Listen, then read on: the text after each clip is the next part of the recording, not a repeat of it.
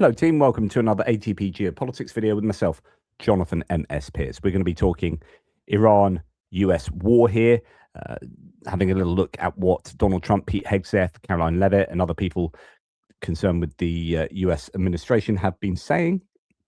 It's been a crazy couple of days of Trump speak with regard to the war in Iran. We have still multiple accounts, multiple ideas of what the objectives are and how far along the US is in achieving them. Just some craziness, to be perfectly honest. I'm not going to be looking at what's going on in the war itself with regard to, claims of an F-18 being shot down today by the Iraqis, Black Hawk being hit by drones in Iraq, so on and so forth. Lots of other things I could be talking about, but we're going to be looking really at the rhetoric around the war. Before we get there, though, please remember to like, subscribe, and share. Really does make a difference to the channel. Thank you to those who have already done so. Okay, let's go and look at the details. Right, we're going to start actually with a nice little bit of a synopsis here from James O'Brien. It gives us a 40-second summary of what is going on in the war, that can look at what we've just described and see it clearly. It's a war, but it's not a war. It's an excursion. We've already won, but we haven't won. We'll be home in a week, but we might be there for months. We're going to change the regime, but we don't need to change the regime. They've got a nuclear capability, but we destroyed their nuclear capability 9 months ago. They might get a nuclear capability, but there's no way they're going to get a nuclear capability. We need to keep the Strait of Hormuz open. We don't need to keep the Strait of Hormuz open. We need your help, but we don't need your help. Send an aircraft carrier. Don't send an aircraft carrier. We don't need your help, but if you don't send your help, we're going to attack you and insult you. And in fact, even if you do send help, we're going to attack you and insult you because we are Donald Trump, a deranged liar.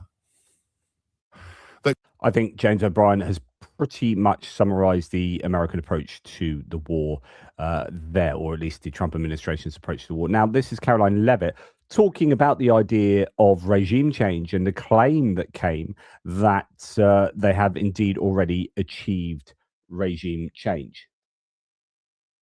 Go ahead. The president yesterday said that he had achieved regime change in Iran because the regime has changed. In terms of, has it not?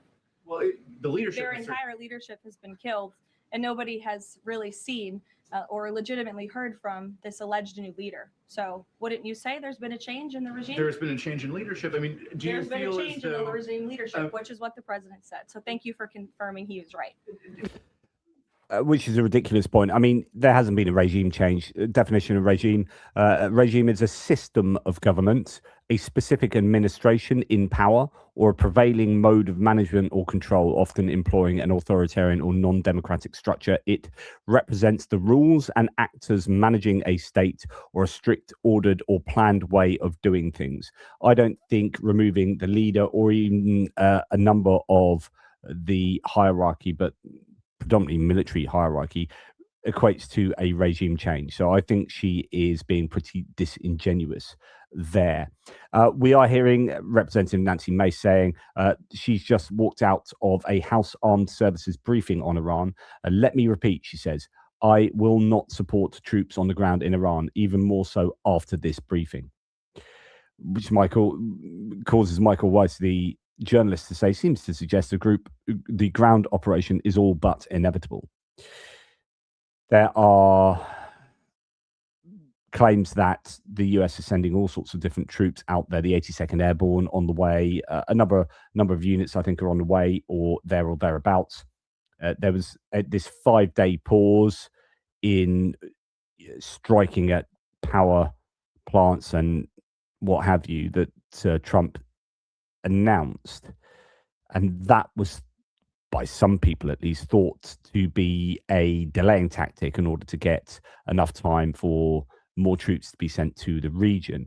So it could be that the 5 days needed there is 5 days to mobilize a number of units and what have you. So we'll see. It could well be troops on the ground. If there are troops on the ground, I think that's absolutely disastrous for the US. I think it can't end well. The Iranians will want troops on the ground.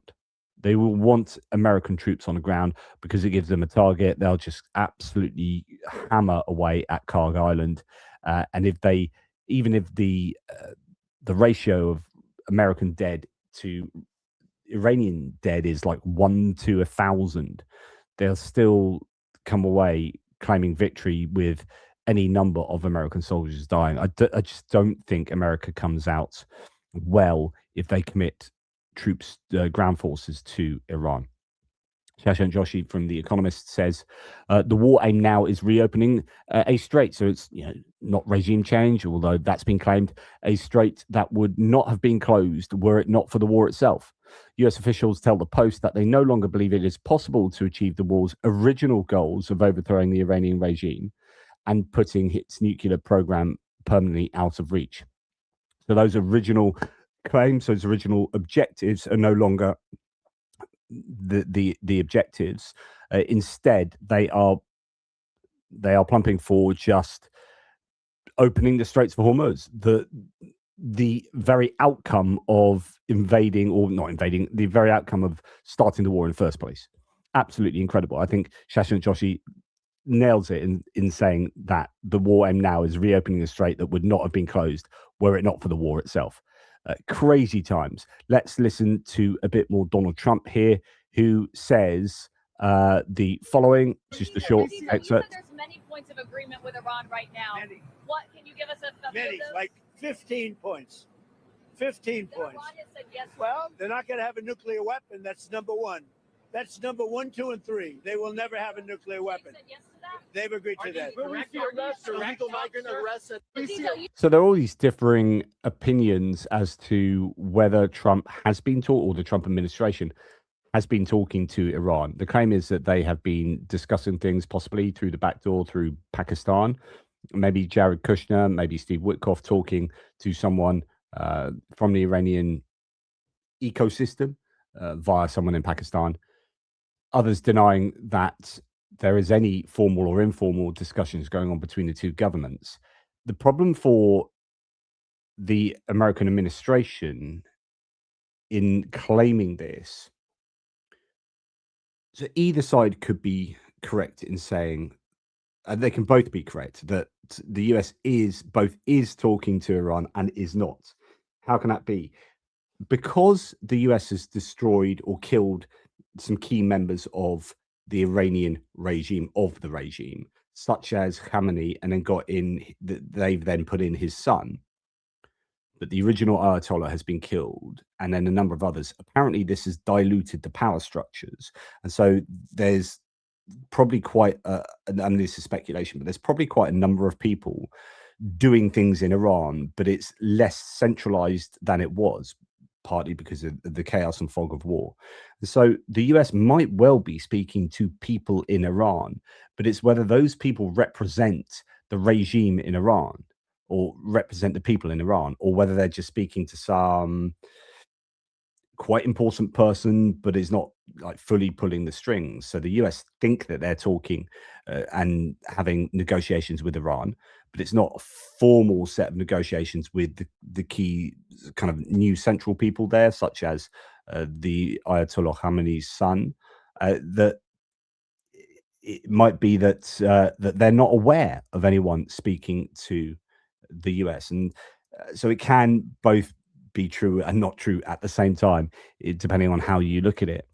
But the idea from Paul Fahy here is that Trump's war goals now boil down to getting Iran to agree what it had agreed to before he scrapped the agreement in 2018. So that's the JCPOA that Obama had sorted out with Iran.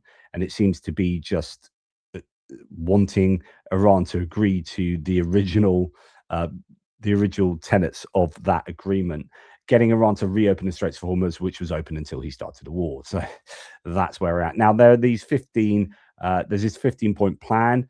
Report lays out Trump's conditions for ending the war, but says Israel fears he'll instead push for a month-long ceasefire. So here are the 15 points. Trump's peace plan, his peace plan has been revealed, according to the Times of Israel. In brief, the plan contains 3 key elements on Iran. 1, the abandonment of the nuclear program, abandonment of the Iranian regional proxies, and restrictions on the missile program.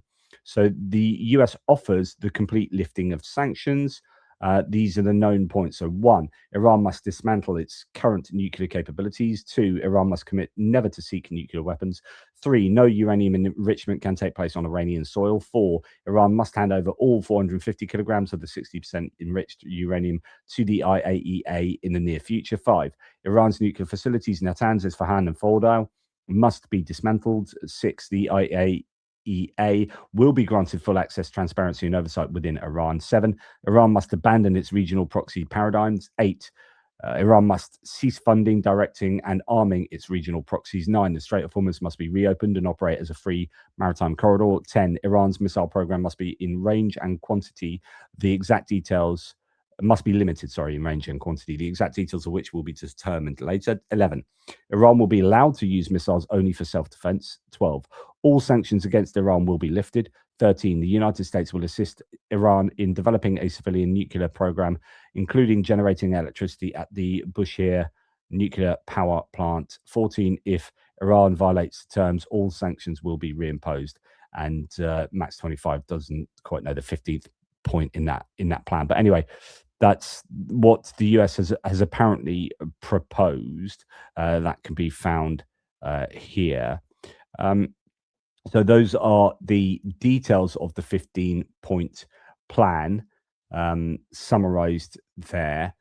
Now we'll listen to New York Times reporting on this. Apparently, given that there's this 15-point plan, but you've got a number of people in the Trump administration saying different things, different ideas of what the rationale is for the war in the first place, objectives, so on and so forth.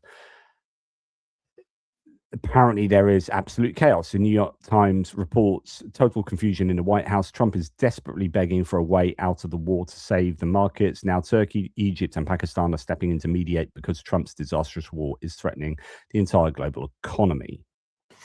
Well, Alicia, I wish I could give you perfect clarity, but there is a lot of confusion right now about exactly who's talking to who and what they are proposing. Not long ago this afternoon, President Trump said that Marco Rubio was talking to the Iranians, which is the first time we've heard that. And then he listed Witkoff and Kushner and I think a couple of other names. It's hard to know whether he was throwing names out, whether he's talking about serious conversations as opposed to maybe, kind of superficial contacts that are exploring the possibility of more serious dialogue.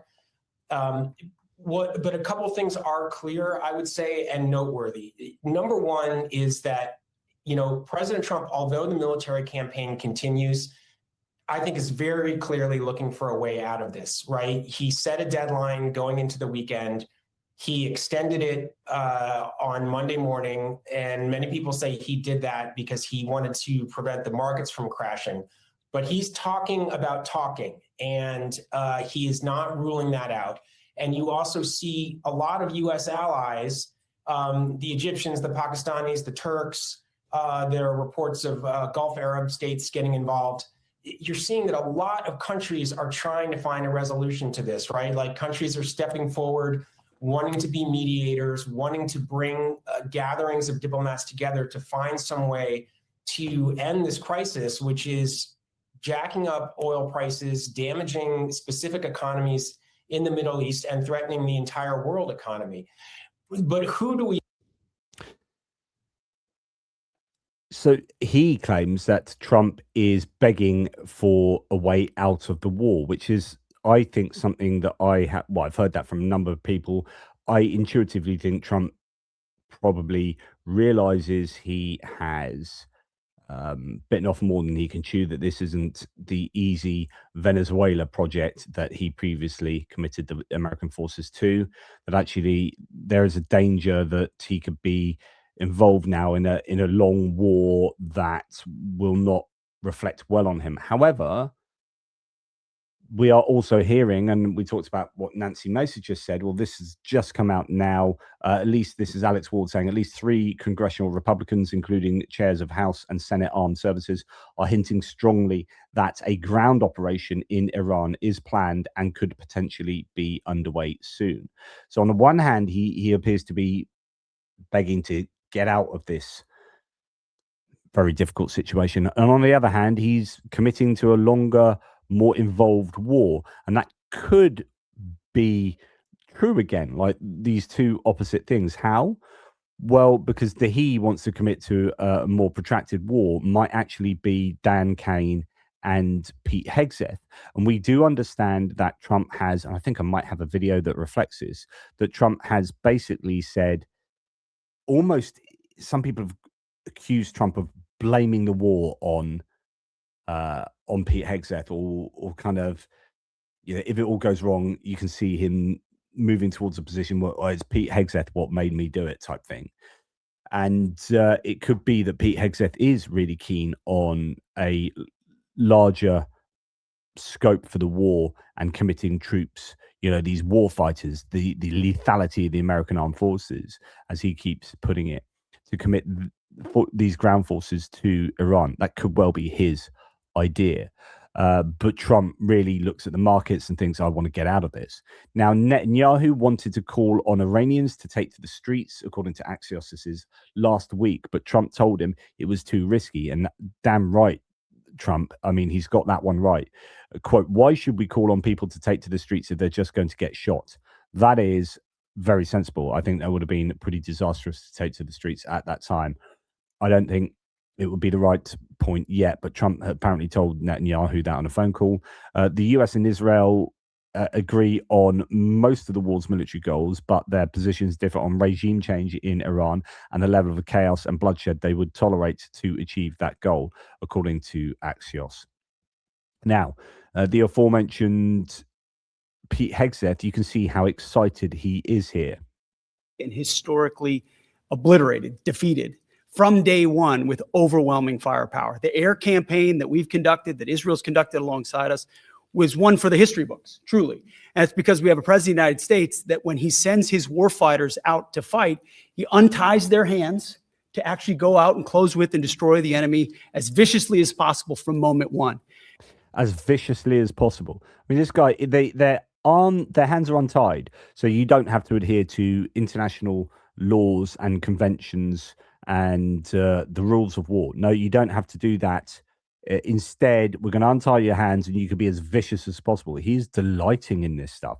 It's really quite disturbing. Destroy the enemy as viciously as possible from moment one.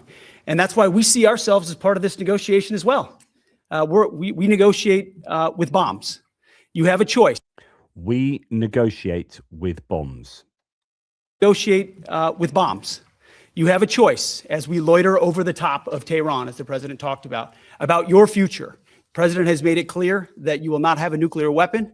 The War Department agrees. Our job is to ensure that. And so we're keeping our hand on that throttle as long as hard as is necessary to ensure the interests of the United States of America are achieved on that battle. And historically, really, really excitable about this. I mean, you know, Brian Tyler Cohen says this guy's 90s tough guy action hero shtick is so tired, but he is all about negotiating with bombs and the viciousness of their attack on the Iranians. NBC reports that Trump's national security team shows him a daily airstrike snuff film, but does not brief him on major negative developments. Great way to make sure he looks dumb and makes bad decisions. That's Tommy Vietor from Save America. So the NBC news site says, overall, the official said the information Trump gets about the war tends to emphasize US successes. So he's going to be getting that curated by Pete Hegseth and others, with comparatively little detail about Iranian actions. One example came this month when 5 US Air Force refueling planes were hit in an Iranian strike at Prince Sultan Air Base in Saudi Arabia. According to one of the current US officials, Trump wasn't briefed about the strikes, and he learned what had happened from media reports, the official said. When Trump inquired, he was told the planes weren't badly damaged, the official said. That, if that is true, that is absolutely amazing. And it really does explain a lot that he really isn't at the heart of decision making, I don't think, or the people around him give him enough information for him to make a decision that they want him to make. The official said Trump reacted angrily behind the scenes to the news coverage. Publicly, he posted on Truth Social calling coverage of the strike misleading and accusing media organizations of wanting the US to, quote, lose the war. But the reality is, he is not being told what is happening with the requisite detail and objectivity. Here, he is talking about. Well, actually, I'll let him explain. Saudi Arabia. What do you hear with Saudi Arabia? Just hearing that you've been talking and that he has been encouraging you to do certain things related to Iran. Can you share? Well, he's a warrior. He does. Yeah, he's a warrior. He's fighting with us, by the way. Saudi Arabia has been excellent, and UAE, excellent. And I will tell you, Qatar, incredible. Saudi Arabia. The claim here is Saudi Prince Mohammed bin Salman encouraging us to do a lot of things with Iran. He is with us in the fight. That's what he said at 2:15 p.m. and at 2:20 p.m. Saudi Arabia reacted to that, saying, quote, our leadership isn't encouraging Trump to prolong the war against Iran.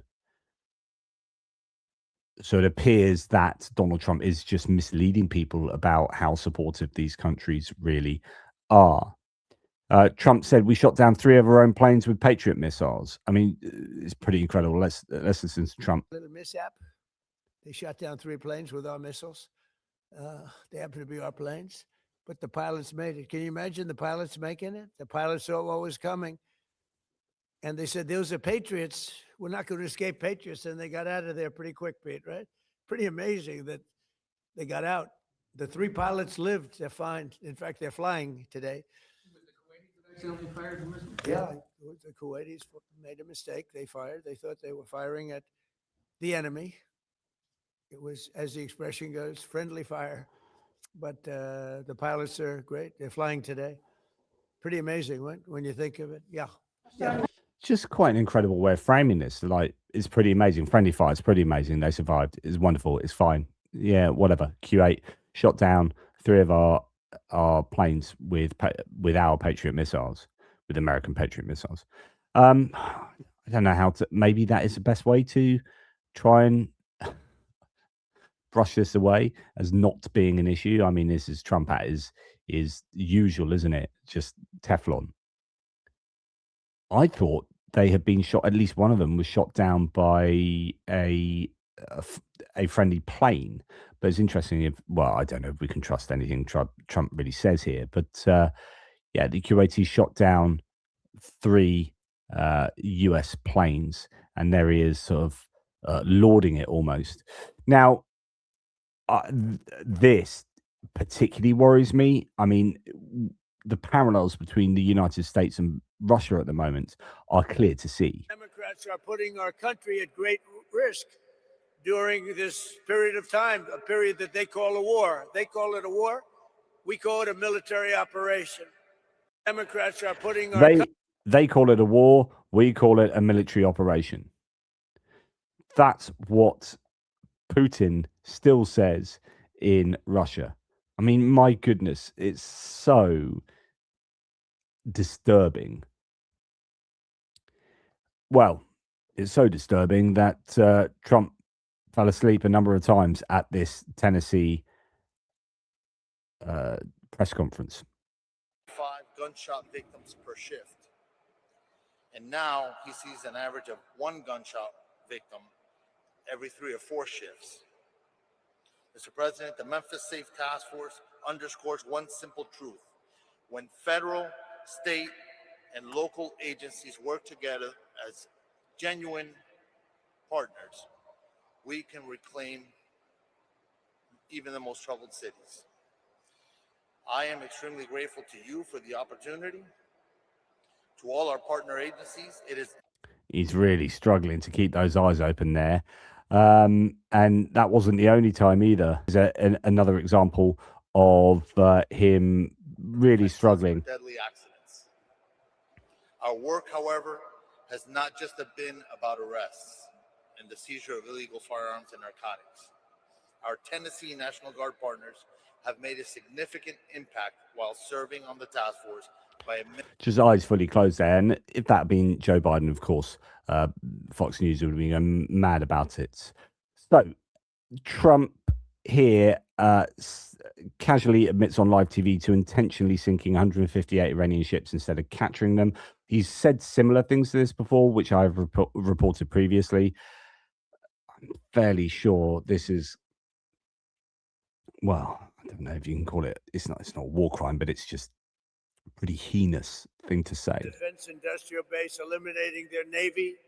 We had 158 ships are down. I said to my people, why didn't you capture the ship? I said, were they good or not? They said, they were great, sir. So why didn't you capture it? We could have used them. They said, it's more fun to put them at the bottom of the sea. But they're not there anymore. So we eliminated them. And Pete Hegseth's laughing. Pam Bondi's smiling. Oh, that's funny. It's more fun. It's more fun to put them at the bottom of the sea. It's more fun to put them at the bottom of the sea. But they're not there anymore. So War we is fun. eliminated their Navy, Pete, right? And that's gone. We eliminated their Air Force. We eliminated all of their air defense, everything. We eliminated everything there is to eliminate, and we eliminated them. We eliminated their leaders. We had the first set of leaders. They're gone.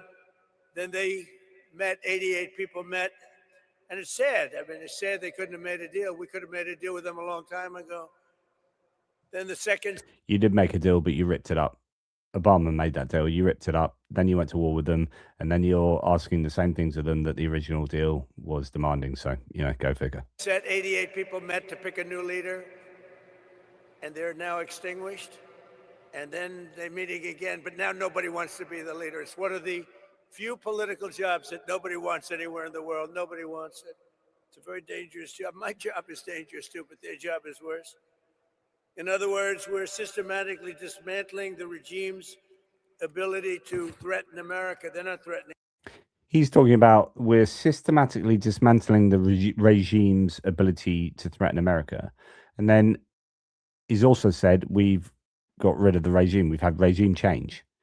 And those two things don't make sense together. So Caroline Leavitt's statements, I don't think, hold water there. But anyway, Trump casually admits on live TV to intentionally sinking 158 ships instead of capturing them because it was more fun. He then jokes about systematically extinguishing 2 entire sets of 88 Iranian leaders. The absolute hubris, says this source, is staggering. And he's just so bizarre. I mean, this isn't to do with Iran, but this is so revealing. These aren't the comments on Elvis that he said. I think, did he not visit Graceland? Because he was in Memphis, Tennessee. So he visited Graceland. And he talked about how if he is in a fight with Elvis, who do you think will win? I think I'd beat him in a fight. Or something weird like that. Honestly, mate, you are so odd. But it's this little thing. I often say that concentrate on the little things and they give you window into the person you're talking about or into larger events. And these little things sometimes can be really, really revealing and reflective. I think this is one of those instances. I'm going to see Graceland after this. I think, is that right? I love Elvis. I never met Elvis. Everyone said, did you? I met them all. I met Sinatra. I knew all of them. I never met Elvis. Sometimes I feel I should tell the little fibs that I knew him well. I love Elvis, but I never met him. But They're all laughing there. Sometimes I think I should tell a little fib and say I knew him. Why would you do that? But of course, what this does is it opens up not just the possibility, but the probability that he does that all the time, that he makes these little fibs because he wants to self-aggrandize. That is what he does. He lies openly. And he's saying, sometimes I think I should tell a little fib. I've never thought in those terms. Oh, maybe I should just maybe I should lie that I'd say I've met, I don't know, bloody some star, I don't know, Brad Pitt. Maybe I should just lie and say I've met Brad Pitt because that made me look, no, what are you talking about? Anyway, Trump, that is something that he considers. Lying for him is not a problem. I met Sinatra. I knew all of them. I never met Elvis. Sometimes I feel I should tell the little fibs that I knew him well. I love Elvis, but I never met him. But I'm going to go see Graceland after this, I think. I'm sure it's not going to be a very long stay. You know, Yeah, fair enough. Anyway, more Trump here. We will have a look at the Straits of Hormuz. So he's talking about the Straits of Hormuz on Newsmax. thank you. What about the Strait of Hormuz? Who's going to be in control of That'll that? be opened very soon if this works. How soon? And who's Immediate- in control of it? Will immediate- Iran still be able to control the flow of oil? Be jointly controlled. By whom? Maybe me. Maybe me. You want the United States to be in Me control and of the Ayatollah, whoever the Ayatollah is, whoever the next Ayatollah. Look, and there'll also be a form of a very serious form of a regime change. Now, in all fairness, everybody's been killed from the regime. They're really starting off. There's automatically a regime change, but we're dealing with some people that I find to be very reasonable, very solid. The people within know who they are. They're very respected. And maybe one of them will be exactly what we're looking for. Look at Venezuela, how well that's working out. We are doing so well in Venezuela with oil and with the relationship between the president-elect and us. And maybe we find somebody like that in Iran. So who's going to control the Straits of Hormuz? Maybe me. Maybe me. It's all about me. Maybe me and the next Ayatollah. Just look at Venezuela. Look at how well we're doing there, stealing their oil. We're going to do that here as well. He's just so... He's so Trump, isn't he? Whose idea was that to put ice in the airport? Whose idea was that, putting ice in the airport? So the DHS has basically shut down. The funding is not there for the Department of Homeland Security. TSA officers in airports are not being paid, and they brought in ICE into the airports who are just sort of sitting around, standing around, not doing anything, but looking menacing. Whose idea was it to put ICE in the airports? He is asked. We're dealing really... Whose idea was it? Mine. That was mine. And can I ask you, you That said was like the paperclip. You know the story of the paperclip? 182 years ago, a man discovered the paperclip. It was so simple. And everybody that looked at it say, why didn't I think of that? ICE was my idea. whose idea was It's my idea. Have you heard about the paperclip? Really simple thing someone invented 182 years ago. Brilliant. Absolutely brilliant. That was me. That's me saying we can get ICE people in the airports. Really simple idea. Genius. Just like a paperclip. I love this. So Joe Kent is the counterterrorism guy that stood down because he was not happy with, as he saw it, Netanyahu and Israel pulling the strings and the United States getting involved in another foreign war. So he stepped down. I reported that. This is Trump on Joe Kent. Mr. President, do you know whether Joe Kent was leaking? Look, I'm not a fan of the guy. If you look at, and you never cover this, if you look at his truths or whatever he went on, if it's excellent truth, if you look at his truths or his statements, he was all for everything. All of a sudden, he wasn't. He was a man that I met at Dover. He came and his wife was killed. He remarried fairly quickly. His wife was killed, and I felt badly for him. He ran for Congress, he lost. He ran for Congress again, and he lost. I just want to go back to that little bit where he said, I'm not a fan of the guy. His wife was killed. He remarried fairly quickly. And the only reason you'd say that is if it was pertinent to the point. What's the point he's trying to make? He's trying to make the point that this guy is a bad guy. I didn't like him. I'm not a fan of the guy. And therefore, everything he says is supporting the claim or the statement that he doesn't like the guy. So he doesn't like the guy because his wife was killed and he remarried fairly quickly. Well, that's exactly what Donald Trump did. In fact, one of his wives is buried at Mar-a-Lago under the golf course. And then he had an affair with Stormy Daniels while Melania Trump was pregnant with his son. Just absolute hypocrisy that emanates from this man is beyond the pale. Now we hear that the US has warned because of the gas supply, the lack of gas coming through, say, for example, Qatar having the LNG, 20% of the world's LNG, isn't it? That huge LNG processing plant that was taken out. People are needing gas, and now the US has warned the EU to pass this trade deal, which is open for negotiations at the moment, or up for grabs. It's a trade deal that I didn't think was going to happen at all because of the way the US has been treating the EU. Trump is now warning the EU to pass that trade deal or to risk losing favorable access to American LNG. So the threats, the kind of bullying that's going on here is absolutely unconscionable. I think it's really irresponsible for the leader of the United States to threaten the EU, to threaten allies so consistently as he does. But at the end of the day, he is a bully, and he is essentially a big dictator wannabe, and he's just setting up. Even if he doesn't dictate that this happens, this sort of stuff does happen. What am I talking about? Stephen Miller praises, and by the way, the context here is that every cabinet meeting we see at the moment is just hours of people speaking one after the other and praising Donald Trump. And then once that happens, they're like, thank you very much. Let's go and, I don't know, order some pizzas or something. It's just an excuse for Trump to sit there and have all of this fawning rhetoric, this praise showered upon him from those around him.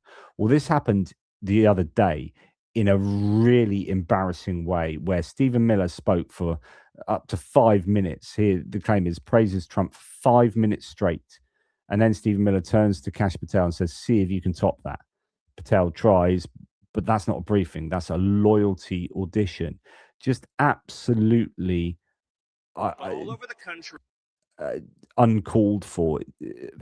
But it is called for. It's what Trump wants, and it's what the people around him think that he wants as well. And here we have Stephen Miller treating these events as if they were in Pyongyang in North Korea. The work that President Trump is doing, not only in Memphis, not only in Washington, D.C., but all over the country, ultimately, it will save and is saving tens of thousands of American lives.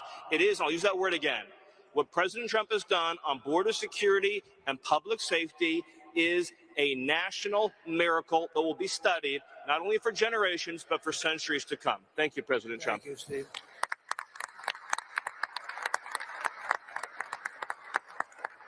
So, Cash, see if you can top that. I don't know. That's a tough one, Cash. That is tough. You know, Mr. President, as I look around this venue, I see, and I'm reminded again, why we have the greatest warriors on God's green earth, the men and women serving in uniform, the men and women serving and wearing the badge, and law enforcement, our police, our sheriffs around the state of Tennessee. I'm reminded that Americans exist to protect this country day in and day out, and they've done it like we've done it here. But what we didn't have was you. We didn't have a commander-in-chief who backed the blue, who resourced the blue, who funded the military. Stephen Miller's just spent 5 minutes fawning over Trump. Trump says, can you beat that? Well, hold my beer. I'll give it a try. Oh, you're so amazing. You're so amazing. It's sickening. It really is sickening. Anyway, that's the state of play in American politics at the moment, where I think Trump is trying his damnedest to become a dictator, to move the country in an autocratic direction. And everyone around him is fine with that. They are facilitating it. Really, really disturbing. Now, we have an oil crisis and crude oil, gasoline, refined oil products, and gas crisis, energy crisis around the world at the moment. And I just want to throw this one in here. So not only have the Ukrainians been striking Russian hydrocarbons infrastructure as a result of the United States, as a result of Trump relieving sanctions on Russia. So they're putting their own kinetic sanctions on the Russians. But then you have explosions taking place, in this case, in the United States. A huge fire burns after a loud explosion was heard at the Valero oil refinery in Port Arthur in Texas. I haven't heard anything about this since, but I mean, That's not going to help matters at all, I'm sure. One could talk about coincidences there, but it seems to be right in the heart of an international energy crisis. It does seem rather coincidental that a massive explosion takes place at a huge refinery in Texas. Anyway, that's enough from me. Just thought I'd give you a smorgasbord of what Trump and his acolytes have been saying with regard to the war in Ukraine. And, we're fairly used to it now, but we shouldn't be normalized to the outright insanity that emanates from Trump's mouth, but also the mouths of his facilitators in the cabinet and beyond. Right. Take care. I'll speak to you soon.